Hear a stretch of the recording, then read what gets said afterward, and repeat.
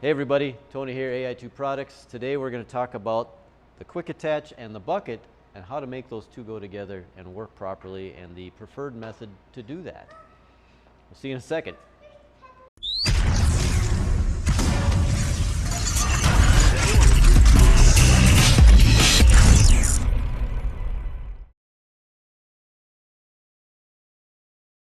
I get this question, not a ton, but I do get people asking, say, hey, what's the best way to hook to the bucket or any attachment, be it the pallet forks? But the bucket seems to be, for some reason, the quirkiest one to hook to. Pallet forks actually work pretty slick. Rock bucket works really slick, my 50-inch bucket, but for some reason the factory bucket's just a little quirkier. But what I'm going to show you is how I do it on no matter what attachment it is. It seems to work the best for me. I've told people to do this. Typically they'll call back and say, hey, yeah, that worked pretty good, so we're going to go with that. So what I tend to do, and you can kind of see I'm kind of preset up here, so you can see the angle of how the quick attach is. You know, I try to roll up to it in that way, and you can kind of, like, say there's a bucket hook on this one, so that's your dead center of your bucket more or less. And this mount here is also like a center point, so you can reference off of that. But I'm just kind of giving you some ideas of what to do. I'll show you how I do it. I cheat a little bit because it works for me, but we'll jump on this thing, fire it up, and make some noise. I like to stand up. I've got my seat switch disconnected so I can roll right up to it.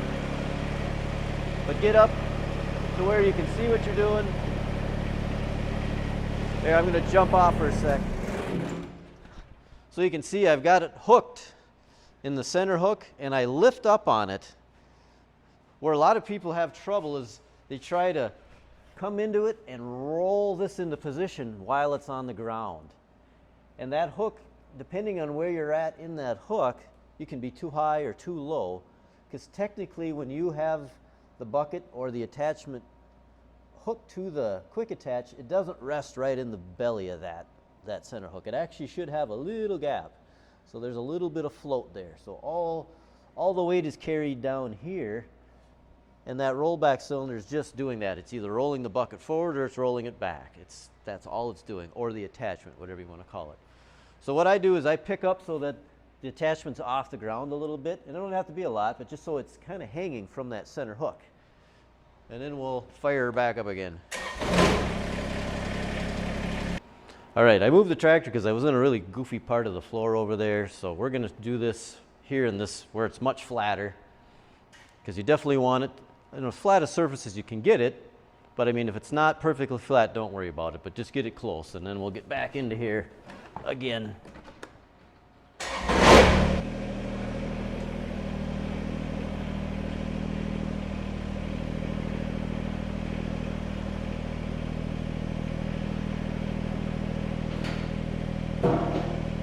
There we go.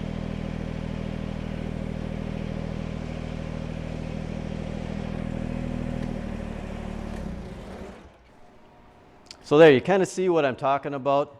It's like you lift it up and kind of get this thing in position, lift up on the attachment, then roll into it, and then it should just kind of scoop itself right in there and find its way in.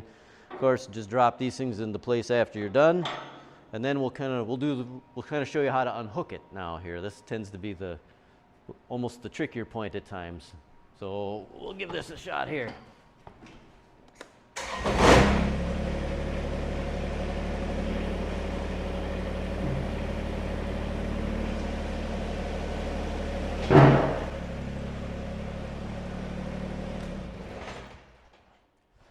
So there, you kind of see how that came off.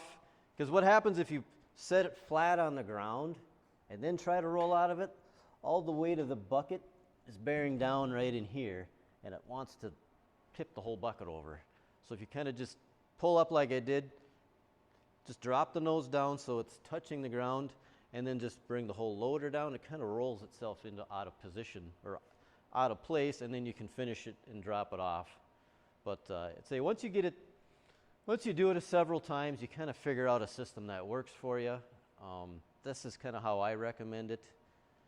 you may have a better idea, and if you do, share it with me or anybody else. You know, post on the Facebook page, you know, this is how I do it and this is what makes it work better for me. But that's my quick and dirty lesson on how to do that. So if you have any questions, give me a call, 320-331-1055. Email me at tony@bxattachments.com. Check us out on our Facebook page and our BXer Network group page. And hit the subscribe button down below and the little bell button even if you want to get wild and crazy. Any other questions, I say give me a call. Otherwise, thanks for watching. We'll see you later.